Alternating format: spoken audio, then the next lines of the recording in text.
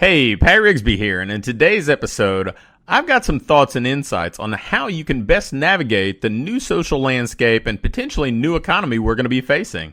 So let's dig into it. Welcome to the Fitness Business School with Pat Rigsby, the podcast for fitness entrepreneurs who want to make more income, have greater impact, and enjoy more freedom in their ideal business.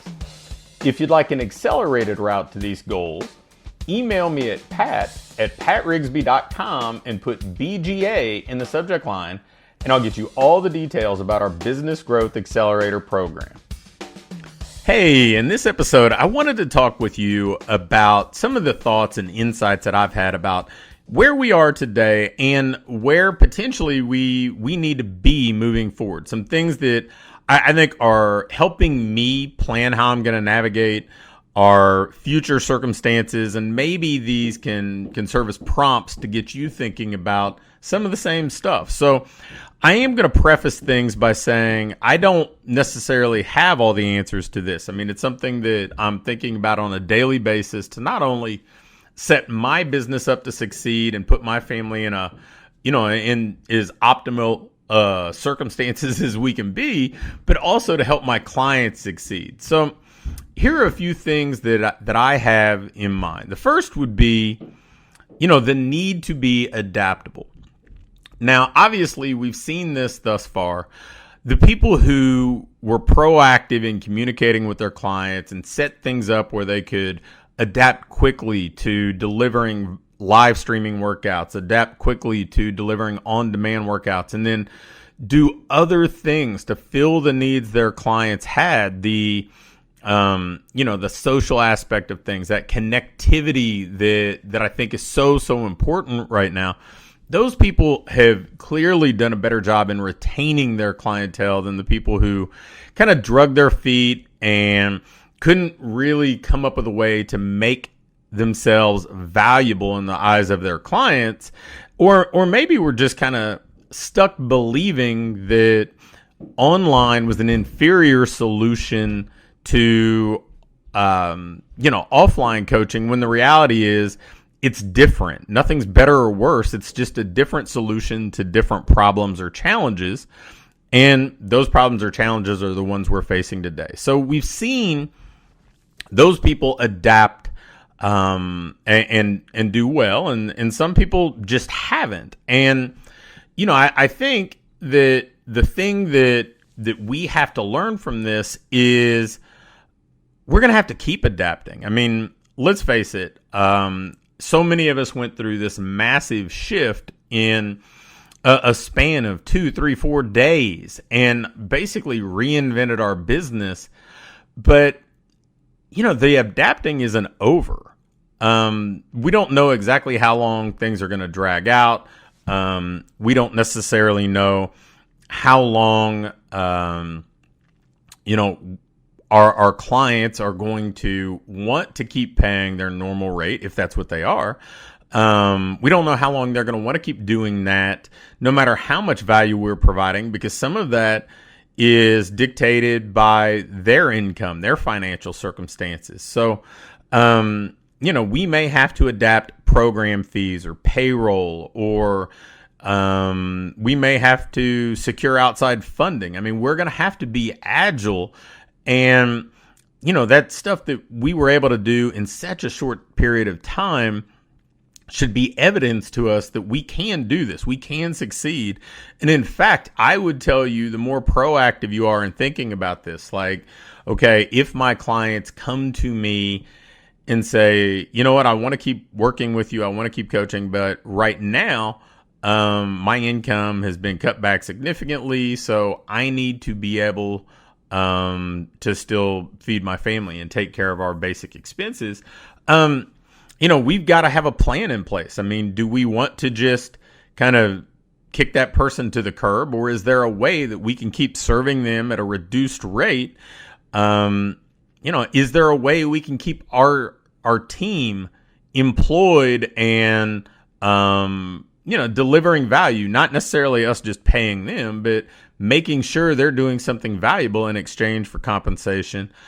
is there a way we can do that and potentially reduce it rather than going from, their full current compensation to zero? I think there are potential ways that we can kind of find a happy medium, but it's something that we probably need to be thinking about now. It's something that we need to be preparing ourselves for. And, just from my perspective, I think that, we need to be thinking about, okay, what can we do to retain our current clientele and keep them paying something, even if the time comes that they do need a reduced rate? Because it's much, much easier to get that person back to a full rate when things are in some state of normalcy. It's much, much easier to keep them than to go reacquire them as a client from scratch or to replace them. So being adaptable in that regard.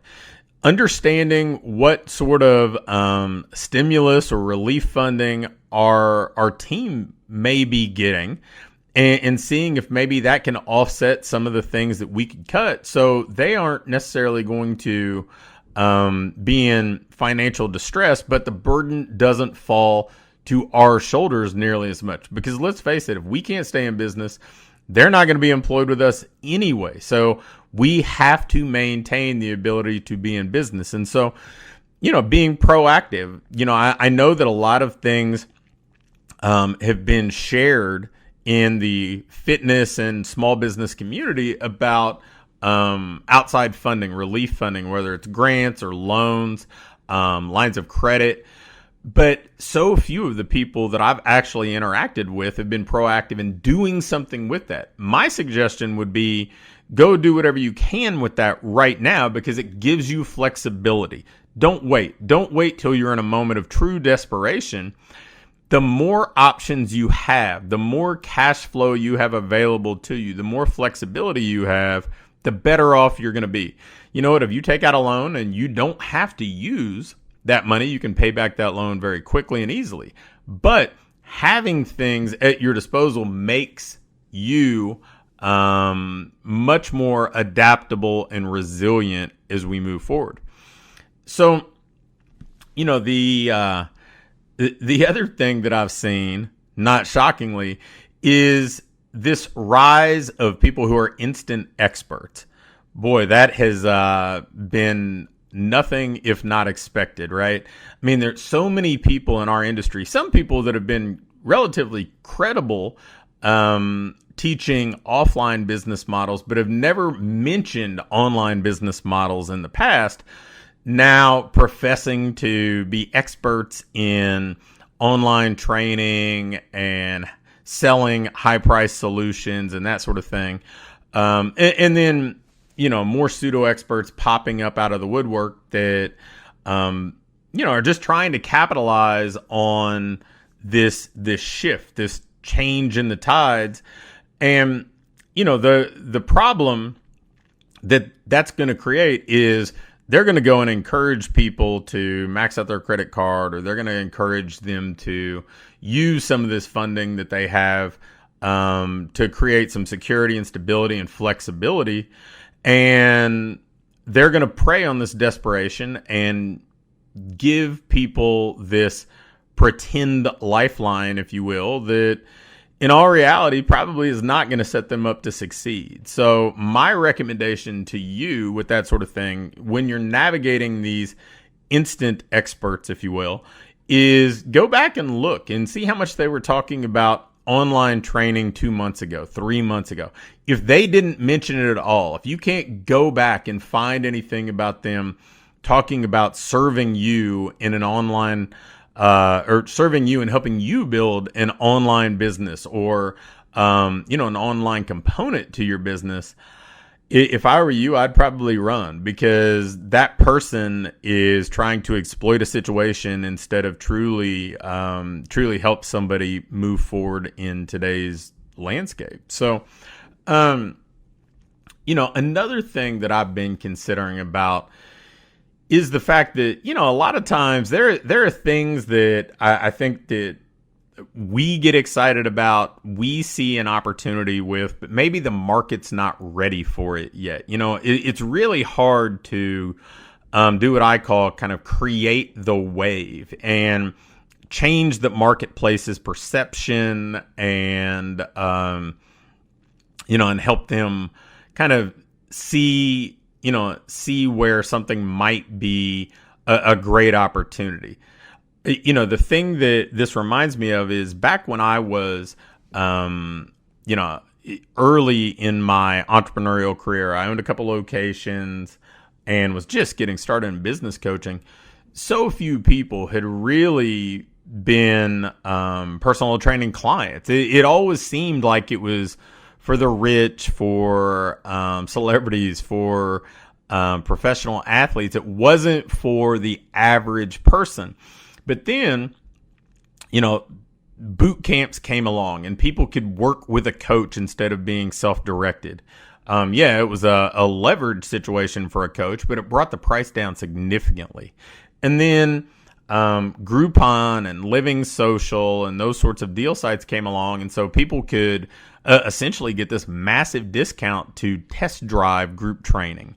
And then CrossFit became very popular, and that helped popularize the move from high-end real estate and exclusive one-on-one stuff to people working out in a warehouse environment. And so there was this big shift, and now the percentage of people that have actually paid to join a gym and have experienced some sort of group training, whether it's an independently owned group training business or a semi-private training business or even a one-on-one business, coupled with all the franchises and all the boutique things like, the Pilates or cycling franchises, all these coach-driven businesses, it's not abnormal now. It's as common as having a traditional gym membership. And, I think that right now, that's probably going to be the same thing when it comes to online training. I think that for the longest time, it was very foreign to people who were interested in getting help and support to reach their health and fitness goals. They were very much kind of rooted in the traditional mindset that if I'm going to hire a coach, I'm going to meet with them in person. No different than if I'm going to go to the doctor, I'm going to meet with them in person. And now, I think that with this kind of explosion of telemedicine, that's going to be something that's going to be far more widely accepted moving forward. And so is online training. Online training is going to be more of a viable option for clientele. And, the other thing that I think is potentially a wave that maybe it would have been hard to create initially, the way really creating an online training wave might have been difficult, would be promoting wellness. Most people don't really think much about prevention. They think about, solving problems once they have them. But now people have spoken so much about stress relief and protecting our immune system or strengthening it and overall health and wellness. It's become, clearly a much more visible topic just in the past few weeks. And I think that's another wave that we potentially will be able to ride moving forward. So if you are interested in more of a holistic, well-rounded approach to wellness, I think this will be something that will be easier to market. If you were somebody who was interested in online training, I think the market will certainly be a lot more receptive than it was in the past. But, the thing that I would tell you about this is, especially with online training, that doesn't mean it's going to be easy, because what it means is because it's going to be more widely accepted, there are going to be a lot more people vying for that market. You won't get the first mover advantage that a few people were able to get a handful of years ago. There's, there's going to be, this surge of people who want to go online. I've spoken with so many or emailed with so many fitness professionals who now say, hey, I'm going to move my entire business online. The reality is it's not going to be simplistic. It's not going to be easy because there will be plenty of competition. And, one of the things that I think a lot of people overlook is, we had a way to differentiate ourselves locally in the past, and, at least partially geography. People weren't going to come see you if you lived 2 hours away from them, or your facility was 2 hours away. There was this convenience factor where somebody would potentially be a client if they were in a 10-minute drive time or something of that nature. But now, if we're saying, well, hey, the whole world's my potential client, well, we have to find some other way to differentiate. And we're going to have to find some other way to stand out.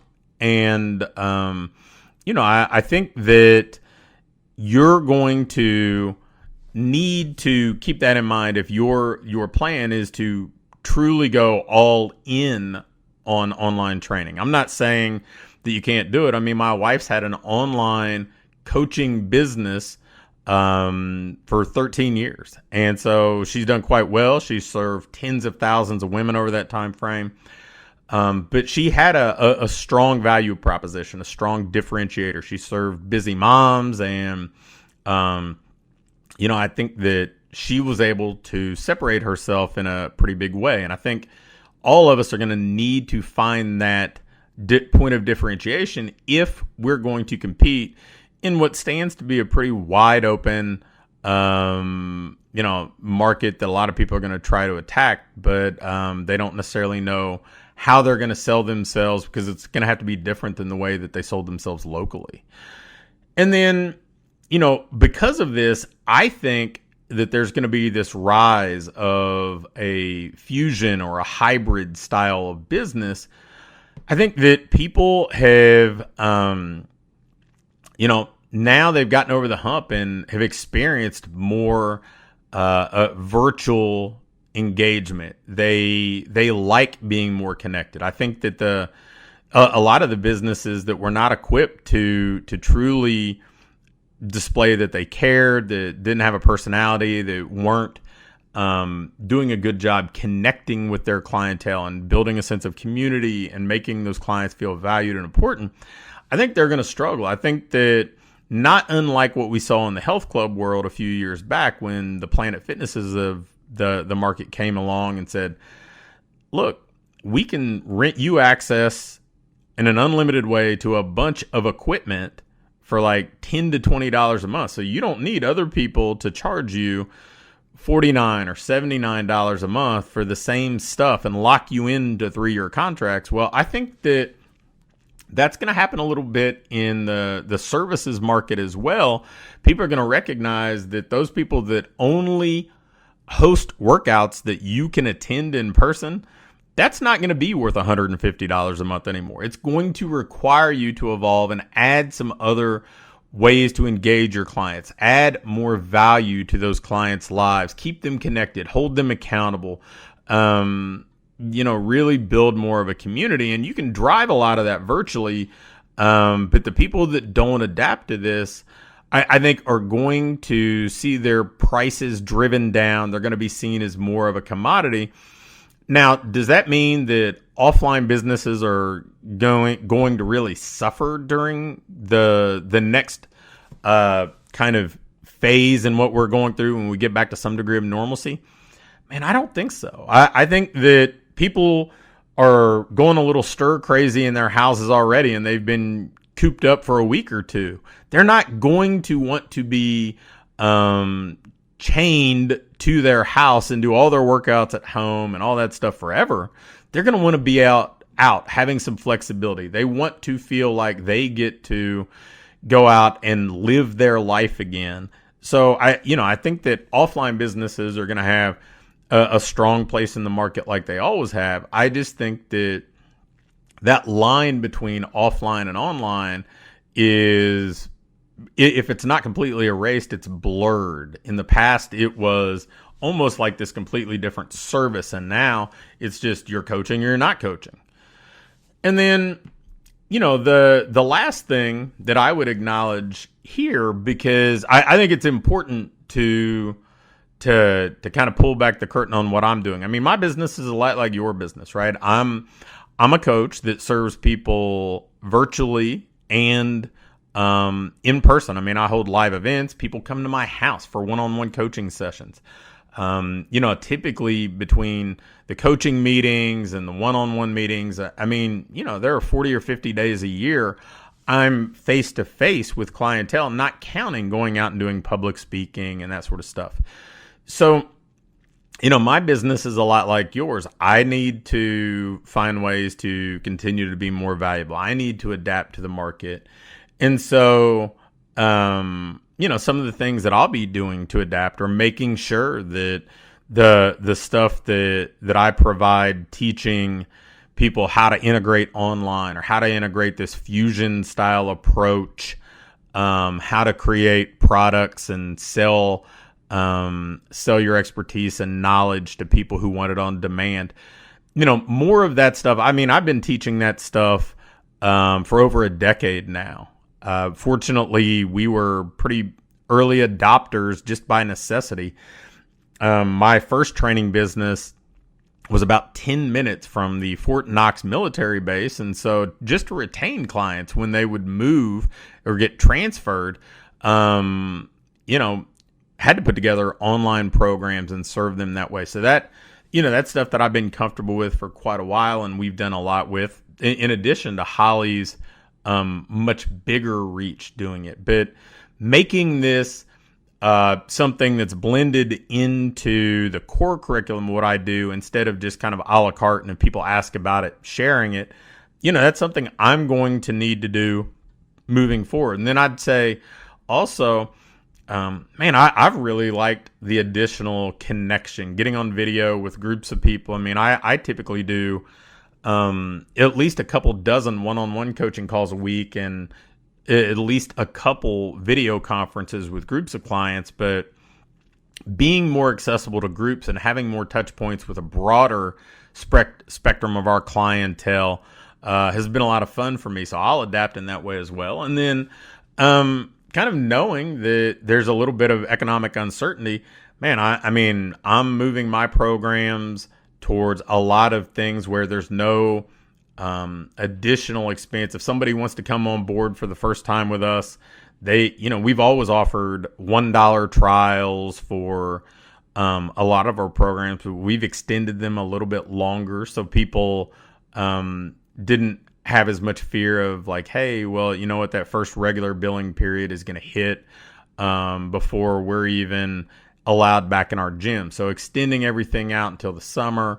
I'm even putting the finishing touches on a program that will be entirely a pay for improvement thing where, we only are compensated a small percentage of the increase we help somebody attain. That way, we can assume more of the risk and just kind of bet on ourselves and doing good work. So, I didn't want to just say, hey, you should be evolving and adapting and changing. No, I am too. I'm going through a lot of that same stuff. And frankly, I'm excited about it in many ways because I know that the people that are proactive and embrace this sort of change are going to be the ones who thrive. And the fact that you're listening to this probably puts you in that category. And so many of our competitors aren't going to embrace change, and they're going to just kind of hope everything stays as it was before, but that just seems really unlikely. Things are going to change a little bit, and the people who are on the front end of that are going to be the ones who thrive and succeed, and their businesses probably are going to be better off 5 years from now than they would have been if they didn't go through this sort of turmoil. So hopefully that helped. Hopefully those kind of insights or thoughts on where we potentially are headed get you thinking. And, hopefully this episode was a little bit of value to you. So I'll wrap it up here. Talk to you soon. See ya. Thanks for listening. I'm giving away a bundle of my best-selling books, The Ideal Business Formula, The Fitness Entrepreneur Handbook, and The Path. All you have to do is go to patrigsby.com/podgift to get it. Also, make sure to subscribe to the Fitness Business School with Pat Rigsby so you don't miss an episode and you get yourself on the fast track to creating your ideal business. Thanks for watching. If you click the first link in either the description or the link in the pinned comment, you can get my latest book, The Ideal Business Formula, for free. And if you like this video, hit the thumbs up button for me. If you have any questions or comments or video requests, leave me a comment below and I'll be quick to respond. And lastly, make sure to hit the subscribe button. I'm posting videos weekly now, and if you turn your notification bell on, you'll be sure to get them all.